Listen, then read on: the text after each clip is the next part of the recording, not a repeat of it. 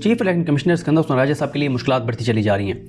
अभी तो फैसला आना है, तफसीली फैसला जो आएगा सुप्रीम कोर्ट का, उसमें जो चीफ इलेक्शन कमिश्नर के खिलाफ और इलेक्शन कमीशन के मेंबरान के हवाले से जो ऑब्जर्वेशन होंगी वो तो वैसे ही इनके गले पड़ेंगी, लेकिन उससे पहले तहरीक इंसाफ की जानिब से एक रेफरेंस कहिए, शिकायत कहिए, वो सुप्रीम जुडिशल काउंसिल में दायर कर दी गई है, क्योंकि जो भी चीफ इलेक्शन कमिश्नर है या इलेक्शन कमीशन के मेंबरान हैं उनको हटाने का तरीकाकार यही है जिस तरह से सुप्रीम कोर्ट या हाई कोर्ट के किसी जज को हटाया जाता है, और ये मामला जाता है सुप्रीम जुडिशल काउंसिल में। और जो कंप्लेंट फाइल की गई है सुप्रीम जुडिशल काउंसिल में, उसमें मैं अभी आपके सामने सारा कंटेंट रखूंगा तो आपको अंदाज़ा होगा कि कितनी ज़बरदस्त कंप्लेंट दायर की गई है। उसमें काजी फाइज ईसा साहब को भी जिस तरह से एक तरह से नेक्सिस को बड़े तरीके से इस्टेब्लिश किया गया है काजी फाइज ईसा साहब का और सिकंदर उस्मान राजा का, जो कमिश्नर रावलपिंडी जट्टा साहब हैं उनका जिक्र है, धांधली का जिक्र है, बल्ले वाले फैसले का जिक्र है, पूरा अहाता किया गया है। बड़े ज़बरदस्त तरीके से ये कंप्लेंट जो है वो लिखी गई है। और साथ ही आपको ये भी बताऊं कि बहुत ज़्यादा बात हो रही है, मतुल्लाह जान साहब ने पहले ये कहा कि ये इस बात की तहकीकात होनी चाहिए कि काजी फाइज ईसा साहब और सिकंदर उस्मान राजा साहब की आपस में कितनी मुलाकातें हुई हैं 13 जनवरी के फैसले के बाद, और अब उन्होंने कुछ और कहा है, वो भी मैं आपको सुनाता हूँ। और ये तासुर दिया जा रहा है कि काजी फाइज ईसा साहब जो है वो ब्लैकमेल हो रहे हैं सिकंदर उस्मान राजा के हाथों या किसी के हाथों, क्योंकि वो सिकंदर उस्मान राजा साहब से मिलते रहे और शायद उसके कुछ एविडेंस मौजूद हैं जिस वजह से काजी साहब ब्लैकमेल हो रहे हैं, और इसी वजह से काजी साहब जो है वो नून लीग की रिव्यू जल्दी लगाने का मामला हो या जितने भी पीटीआई के अगेंस्ट मामला हों, क्योंकि कोई तस्वुर नहीं कर सकता कि कोई भी चीफ जस्टिस के ओहदे पर बैठे हुए कोई शख्स किस तरह से इस हद तक किसी जमात के खिलाफ जा सकता है जिस हद तक काजी फाइज साहब चले गए हैं। एक ट्वीट किया था तारिक मतीन साहब ने, वो तो मैं यहाँ पे नहीं कहूँगा, वो जिसमें फेल और मफूल का जिक्र था, वो आप तारिक मतीन साहब की टाइमलाइन पे जाके देख सकते हैं अगर आपको मिल जाए तो। पहले मैं आपको सुनाता हूँ कि मतुल्लाह जान साहब ने कल रात को बड़ा ज़बरदस्त प्रोग्राम किया उन्होंने साकिब बशीर साहब के साथ, और उसमें उन्होंने क्या कहा, एक क्लिप आपको सुनाता हूँ, फिर मज़ीद बात करते हैं।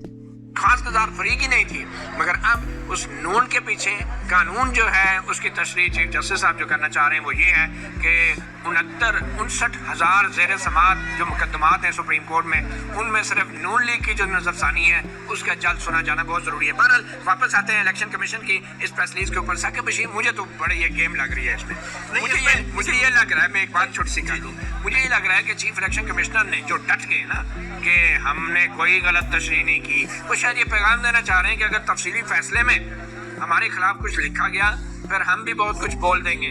और कल तक तो रावलपिंडी के लियाकत चट्टा थे ना कमिश्नर, अब चीफ इलेक्शन कमिश्नर ने भी अगर कुछ बोल दिया, तफसीली फैसला अगर उनके खिलाफ आया और सख्त आया, तो फिर हो सकता है चीफ इलेक्शन कमिश्नर भी बोल दें कि 13 जनवरी को जो बल्ले के निशान वाला फैसला था उन्होंने उसकी जो तशरीह की वो कैसे दुरुस्त थी, और किसने उनसे कहा था कि इसकी तशरीह यही बनती है कि पीटीआई जो है वो बतौर जमात इलेक्शन ना लड़े। तो बहुत कुछ हो सकता है, इसलिए इलेक्शन कमिश्नर बैनुस्सतूर पैगाम दे रहे हैं सुप्रीम कोर्ट को, खास तौर पर चीफ जस्टिस को, कि हमें बचाओ वरना हम सब डूबेंगे, और हम तो डूबे हैं सनम, तुमको भी ले डूबेंगे। अब ये जो मामलात हैं, मुझे ये लगता है कि चीज़ें जिस तरफ जा रही हैं, बिल्कुल काजी फाइज साहब मुस्ताफ़ी हो सकते हैं अगर उन पे दबाव बहुत ज़्यादा बढ़ गया, और अगर उनके सिकंदर उस्मान राजा साहब के साथ मुलाकातों की कोई वीडियोस या कोई ऐसी चीज़ सामने आ जाती है, कोई ऐसा एविडेंस सामने आ जाता है, कोई चीज़ सामने आ जाती है, तो मेरा ख्याल बड़ा मुश्किल हो जाएगा फिर काजी फाइज साहब के लिए कंटिन्यू करना, और बहुत ज़्यादा उनके मुस्ताफ़ी होने की बातचीत, मुतालबात, ये सारी चीज़ें जो है वो बहुत ज़्यादा शुरू हो जाएंगी। खैर, अब आते हैं आगे कि जो कंप्लेंट दायर की गई है उसमें क्या कहा गया। पीटीआई की तरफ से इस दायर कंप्लेंट में ये कहा गया कि सिकंदर उस्मान राजा साहब और उनके मेंबरान जो इलेक्शन कमीशन के हैं उनके खिलाफ ये शिकायत दायर की गई है, और उन पे जो कहा गया है कि इन्होंने आम इंतखाबात जो 8 फरवरी 2024 के इंतखाबात में धांधली की, इन्होंने बदनीयती के साथ सुप्रीम कोर्ट के फैसले की गलत तशरीह की, इन्होंने पीटीआई के उम्मीदवारों को आज़ाद उम्मीदवार करार दिया, इन्होंने पीटीआई का मैंडेट चोरी किया, इन्होंने जमहूरियत को कमज़ोर किया, और बहुत संगीन इल्ज़ामात आयद किए गए सिकंदर उस्मान राजा और इलेक्शन कमीशन मेंबरान पर। और कहा गया है कि मुतालबा किया गया सुप्रीम जुडिशल काउंसिल से कि इलेक्शन कमिश्नर और चारों मेंबरान के खिलाफ कार्रवाई की जाए, और इनके बारे में कहा गया कि इन्होंने गैर आईनी और गैर कानूनी सरगर्मियाँ की, और इन्होंने जो है वो सुप्रीम कोर्ट की रूलिंग से साबित हो रहा है कि इलेक्शन कमीशन मिसकंडक्ट के मुर्तकब हुए। ये आपको बता दूं कि ये पीटीआई के जो सूबा सिंध के सदर हैं हलीम आदिल शेख साहब, उनकी जानिब से है, और इस्लामाबादी कोर्ट के साबिक जज हैं नूरुल हक कुरैशी साहब, उनकी तरफ से, और सिंध असम्बली में पीटीआई के जो पार्लिमानी लीडर हैं मोहम्मद शब्बीर, उनकी तरफ से है। मुश्तरका तौर पर यह शिकायत दर्ज की गई है। इसमें जो फरीक बनाया गया है वो सिकंदर उस्मान राजा, उनके साथ member Sindh Nisar Ahmed Durrani, member Balochistan Shah Muhammad Jatoi, member Punjab Babar Hassan Bharwana, और मेंबर केपी के जस्टिस रिटायर्ड इकरामुल्लाह खान को फरीक बनाया गया। अच्छा, यही मैं अक्सर कहता हूँ कि अब देखें ना कि इलेक्शन कमीशन में ये 4 मेंबरान भी हैं, مجھ سے بھی اگر آپ پوچھیں تو مجھے زبانی ان کے نام نہیں آتے. یعنی پورا میڈیا، پورا سوشل میڈیا صرف ذکر کرتا ہے سکندر حسین راجہ صاحب کا، ان 4 ممبران کا نام ہی کہیں نہیں ہے. حالانکہ صرف ایک فیصلے میں انہوں نے ڈائسنٹ کیا ہے برمانہ صاحب نے، باقی ہر جو کچھ سکندر حسین راجہ صاحب نے کیا ہے نون لیگ کے حق میں، شریف خاندان کے حق میں، وہ سب میں یہ مکمل طرح شریک ہیں. پورا الیکشن کرانے میں شریک ہیں، ہر چیز میں یہ ممبران جو ہیں وہ شریک ہیں، اور اسی لیے ان کو بھی فریق بنایا گیا ہے. اور جو شکایت ہے وہ بیرسٹر علی طاہر کے ذریعے دائر کی گئی ہے آئین کے آرٹیکل 209 اور ذیلی آرٹیکل 5 اور 6 کے تحت یہ شکایت جو ہے وہ دائر کی گئی ہے. اور اس میں کہا گیا ہے کہ انہوں نے جو چیف الیکشن کمشنر ہیں اور ان کے ممبران ہیں، انہوں نے الیکشن سے پہلے، الیکشن کے دوران اور بعد میں آئین کی روح کو پامال کیا. آئین کے آرٹیکل 218 کے ذیلی آرٹیکل 2 اور الیکشن ایکٹ کی خلاف ورزی کی یہ الزامات عائد کیے گئے ہیں. اور کہا گیا ہے کہ الیکشن کمیشن نے غلط طور پر پی ٹی آئی کے امیدواروں کو آزاد ٹھہرا کر پی ٹی آئی کو کمزور کرنے کی کوشش کی. اور یہ بھی کہا گیا ہے کہ ان کے خلاف انکوائری کی جائے، اور انکوائری کی جائے، تحقیقات کی جائیں، اور ان کو عہدوں سے ہٹایا جائے.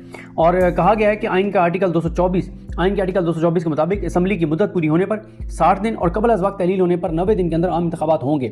لیکن چیف الیکشن کمشنر اور ممبران نے نہ تو قومی اور نہ ہی صوبائی اسمبلیوں کے معاملے میں اس آئینی تقاضے کو پورا کیا.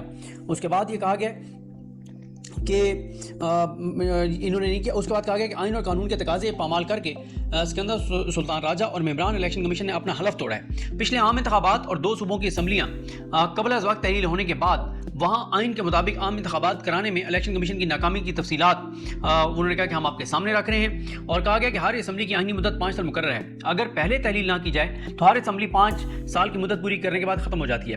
ملک میں پچھلے عام انتخابات 25 جولائی 2018 کو ہوئے. پنجاب اور کے پی کی اسمبلیاں قبل از وقت 1 جنوری 2023 اور 18 جنوری 2023 کو تحلیل کی گئی. پنجاب کے معاملے میں گورنر نے وزیر اعلیٰ کی ایڈوائس پر عمل نہیں کیا اور اسمبلی از خود تحلیل ہو گئی، جبکہ گورنر کے پی کے نے وزیر اعلیٰ کی ایڈوائس پر اسمبلی تحلیل کر لی.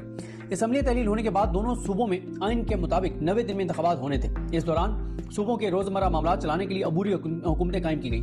الیکشن کمیشن نے گورنر پنجاب کو 4 اور 13 اپریل 2023 جبکہ گورنر کے پی کے کو 15 اور 17 کے درمیان عام انتخابات کی تاریخ مقرر کرنے کا کہا. گورنر کے پی کے نے انتخابات کی تاریخ مقرر کرنے کی بجائے معاملے پر الیکشن کمیشن سے مشاورت کی تاریخ لی.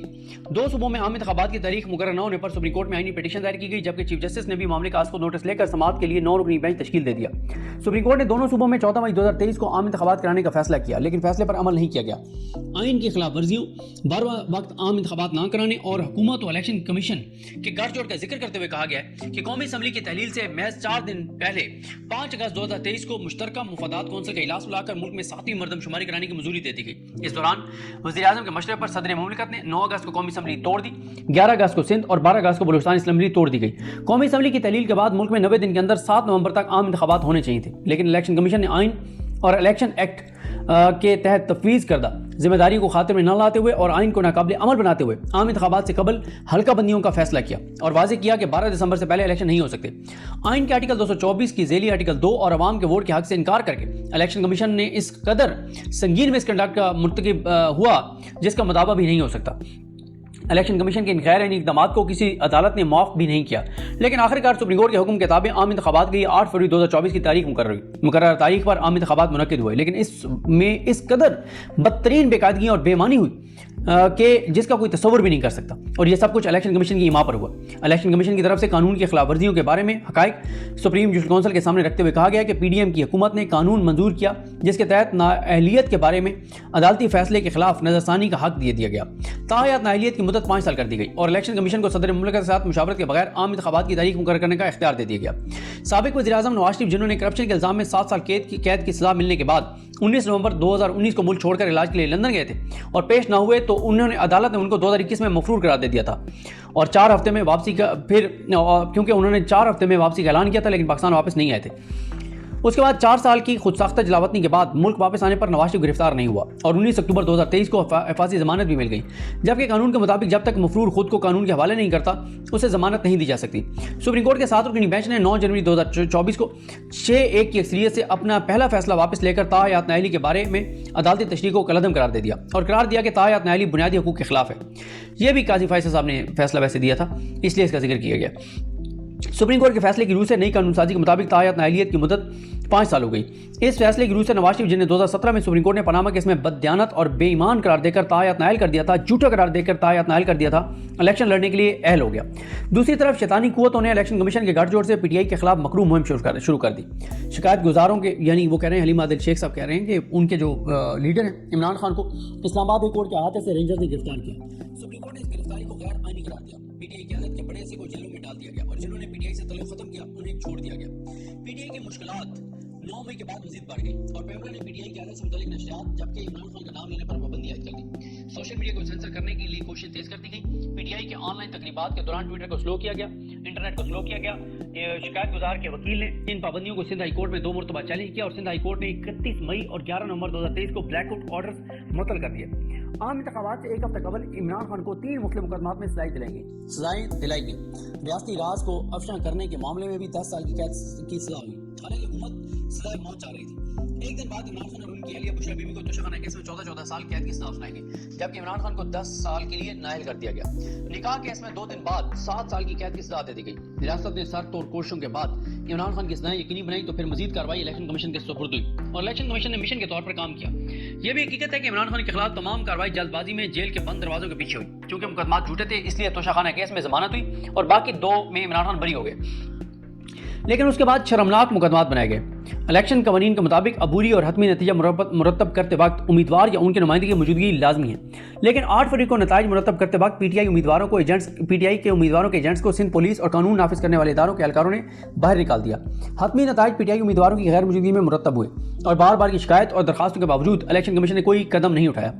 इलेक्शन कमीशन ने 1985 के आम इंतखाबात के बाद पहली मरतबा बदनाम ज़माना इंतजामिया बिलखुसूस असिस्टेंट और डिप्टी कमिश्नर्स को रिटर्निंग और डिस्ट्रिक्ट रिटर्निंग अफसरान मुकर्रर किया। ब्यूरोक्रेसी का कागजात नामजदगी जमा करने से लेकर नताइज मुरतब करने और कामयाब उम्मीदवारों का ऐलान करने तक के तमाम मराहल में शामिल हाल रही, जबकि रवायती तौर पर यह जिम्मेदारियां मातहत अदलिया को दी जाती हैं। कमिश्नर रावलपिंडी लियाकत अली चट्टा ने आम इंतखाबात के दौरान अपने एरिया में बेकायदगियों और फ्रॉड का एतराफ़ करते हुए अपने मनसब से इस्तीफा दिया। उस एरिया में जहां पे जिम्मेदारी थी इनकी कमिश्नर रावलपिंडी की, कौमी असम्बली की 13 नशस्तों में से 11 मुस्लिम लीग नून ने जीती। लियाकत चट्टा के मुताबिक हारने वाले उम्मीदवारों को 70 हज़ार जाली वोट डाले गए। साबिक कमिश्नर रावलपिंडी ने chief election commissioner Sikandar Usman Raja और चीफ जस्टिस काजी फाइज ईसा को इस धांधली का जिम्मेदार ठहराया। इस इतराफ़ के बाद लियाकत चट्टा ने खुद को पुलिस के हवाले किया और तफ्तीश की गर्ज से उनके ऑफिस को सील किया गया, जिससे मजीद शकूक व शुबात पैदा हो गए। ट्विटर को पाकिस्तान में बंद कर दिया गया और सिंध हाई कोर्ट के अहकामात के बावजूद अभी तक ट्विटर तक रसाई नहीं है। इंकशाफात का तकाजा है कि इलेक्शन कमीशन के खिलाफ फौरी तौर पर फैसला कुन कार्रवाई की जाए। लियाकत अली चट्टा की तरफ से आम इंतखाबात के नताइज में हेर फेर और इस सारे मामले में आला अफसरान के गठजोड़ से पाकिस्तान के इंतखाबी निज़ाम की साख दो पर लगी है, जिसे नजरअंदाज नहीं किया जा सकता। यह हकीकत है कि रिटर्निंग अफसरान ने कानून के तकाजे पूरे किए बगैर फॉर्म 47 जारी किए और इन गैर कानूनी अबूरी नताइज की बुनियाद पर हतमी नतीजे जारी किए गए। इलेक्शन कमीशन की पेशगी यकीन दहानी के बावजूद इलेक्शन मैनेजमेंट सिस्टम नाकाम हुआ और इंतखाबी नताइज के इजरा में ताखीर से हर तरफ अफरा तफरी फैल गई, जिससे धांधली के इल्जामात को तकवीत मिली। इलेक्शन कमीशन की नाकामियों ने पूरे इंतखाबी अमल पर सवाल उठा दिया। यही वजह है कि कराची में रिकॉर्ड तादाद में इलेक्शन ट्रिब्यूनल में उज़रदारियां दायर हुई। इलेक्शन कमीशन ने 22 दिसंबर 2023 को इंट्रा पार्टी इलेक्शन न कराने के इल्जाम में पीटीआई से बल्ले का इंतखाबी निशान छीना। इस फैसले के खिलाफ writ petition Peshawar high court के सिंगल जज ने मंजूर कर ली और इलेक्शन कमीशन का फैसला मुअत्तल कर दिया। इलेक्शन कमीशन की नज़रानी दरखास्त पर 2 रुकनी बेंच ने इलेक्शन कमीशन का फैसला गैर कानूनी करार दे दिया। इलेक्शन कमीशन ने फैसला सुप्रीम कोर्ट में चैलेंज किया और सुप्रीम कोर्ट ने इलेक्शन कमीशन का फैसला बहाल कर दिया। बल्ले वाले फैसले का जिक्र हो रहा है 13 जनवरी। इस फैसले के नतीजे में इलेक्शन कमीशन ने पीटीआई के उम्मीदवारों को आज़ाद डिक्लेयर कर दिया। इलेक्शन कमीशन ने पीटीआई को कौमी और सूबाई असम्बलियों की 226 मखसूस नशस्तों के लिए नाअहल कर दिया। बल्ले के निशान छीनने का मकसद ये था कि पोलिंग के दिन पीटीआई के वोटर्स वोट डालने के लिए ना निकलें और बैलेट पेपर्स पर पीटीआई के उम्मीदवार को ना पहचान सकें। इस बारे सुप्रीम कोर्ट के फैसले पर शदीद तनकीद हुई। इस फैसले को गैर आईनी बुनियादी हकूक़ के खिलाफ और जमहूरी इक़्तिदार की नाकामी कर दिया गया, क्योंकि इस फैसले पर इन्हिसार करते हुए इलेक्शन कमीशन ने पीटीआई को आज़ाद उम्मीदवार खड़े करने और पीटीआई की कामयाब उम्मीदवारों को सुन्नी अदालत कौंसिल में शामिल होने पर मजबूर किया। तमाम मखसूस नशस्तों के मामले में सुप्रीम कोर्ट ने 12 जुलाई के फैसले के जरिए पीटीआई को बचा लिया। इलेक्शन कमीशन के कानूनी अज़ाइम सुप्रीम कोर्ट के 12 जुलाई के 8 जजेस के अक्सरियती फैसले के मुख्तसर ऑर्डर से ज़ाहिर है। इस ऑर्डर में करार दिया गया कि इंतखाबी नताइज के इंतखाबी निशान न होने से किसी सियासी जमात के इंतखाब में हिस्से लेने का आईनी और कानूनी हक खत्म नहीं हो जाता। जबकि चीफ जस्टिस काजी फाइज ईसा और जमाल खान मुंतखिल ने करार दिया कि election commission inter party election के बारे اس عدالت کے فیصلے کی غلط تشریح کی اور غلط طور پر پی ٹی آئی کے امیدواروں کو آزاد ڈکلیئر کیا۔ جسٹس جائی افریدی نے قرار دیا کہ کاغذات نامزدگی میں جن امیدواروں نے پی ٹی آئی سے تعلق حلف نامہ دیا ہو اور پارٹی سے سرٹیفکیٹ جمع کیا ہو، وہ پی ٹی آئی کا امیدوار شمار ہوگا اور اسے آزاد امیدوار نہیں کہا جا سکتا۔ تفصیلی فیصلہ ابھی نہیں آیا، لیکن مختصر فیصلے سے واضح ہوتا ہے کہ الیکشن کمیشن نے بددیانتی کے ساتھ غیر آئینی طور پر اپنا اختیار استعمال کیا اور جان بوجھ کر سپریم کورٹ کے فیصلے کی غلط تشریح کر کے مس کنڈکٹ کا مرتکب ہوا۔ عوام اور بالخصوص رجسٹرڈ ووٹرز کو حق کے رائے دہی اور اپنے منتخب نمائندوں کے ذریعے حکومت چلانے کے بنیادی حق سے محروم کیا گیا۔ الیکشن کمیشن کے غیر آئینی اور غیر قانونی فیصلوں کی بدولت عوام پر ایک غیر منتخب حکومت حکمرانی کر رہی ہے جو آئین اور بنیادی حقوق کے خلاف ہے۔ الیکشن کمیشن نے آئین کے مطابق عمل کرنے کا حلف اٹھایا ہے، لیکن بغض، تعصب اور جانبداری کے ساتھ کام کرتے ہوئے الیکشن کمیشن نے اور ان کے چیف الیکشن کمشنر اور ممبران نے اپنے حلف کی خلاف ورزی کی اور یہ سنگین غداری کے مرتکب ٹھہرے۔ الیکشن کمیشن کے غلط اور غیر آئینی اقدامات پر الیکشن کمیشن کے خلاف قانونی کارروائی کرنے کی استدعا کی جاتی ہے، اور اگر انکوائری سے ثابت ہو جائے کہ الیکشن کمیشن مس کنڈکٹ کا مرتکب ہوا تو صدر مملکت سے چیف الیکشن کمشنر اور ممبران کو عہدوں سے ہٹانے کا وہ حکم دیا جائے، ہدایت دی جائے۔ یہ وہ کمپلینٹ ہے، وہ ریفرنس ہے جو چیف الیکشن کمشنر اور الیکشن کمیشن ممبران کے خلاف دائر کیا گیا ہے۔ اب قاضی صاحب اس کو ٹیک اپ کرتے ہیں نہیں کرتے دیکھنا ہوگا، اور یہ بھی ہے کہ جو ایس جے سی ہے اس میں قاضی فائز عیسیٰ صاحب ہیں، ان کے ساتھ منصور علی شاہ صاحب ہیں، منیب اختر صاحب ہیں، عامر فاروق صاحب ہیں اور ہاشم خان کاکڑ صاحب ہیں۔ تو یہ جناب صورتحال ہے، لیکن مشکلات اسکندر سلطان راجہ صاحب کے لیے بڑھتی چلی جائیں گی۔ تفصیلی فیصلہ آئے گا، اس میں بہت کچھ ہوگا۔ یہ ریفرنس آلریڈی پینڈنگ ہوگا، تو اور ابھی تو یہ بھی ہے کہ سپریم کورٹ کے فیصلے پہ عمل کرتے ہیں نہیں کرتے۔ چیزیں اسکندر سلطان راجہ صاحب کے لیے ٹھیک نہیں ہیں، اور مجھے لگتا ہے کہ ان کے گلے پڑیں گی چیزیں۔ لیکن متی اللہ جان صاحب جو کہہ رہے ہیں کہ یہ بلیک میل کر رہے ہیں قاضی فائز صاحب کو، تو اگر یہ دباؤ بڑھا تو ان دونوں میں سے کوئی ایک مسافی ہو سکتا ہے، چاہے وہ قاضی فائز عیسیٰ صاحب ہوں یا اسکندر سلطان راجہ صاحب ہوں۔ اور اگر ان کی ملاقات کی کوئی ایویڈنس، کوئی ثبوت، کوئی ویڈیو سامنے آ گئی تو یہ تو بہت ہی زیادہ ڈیمیجنگ ہوگا۔ مجھے اپنے دعا میں یاد رکھیں۔ اللہ کریم ہم سب کا حامی ناصر ہو۔ اللہ حافظ۔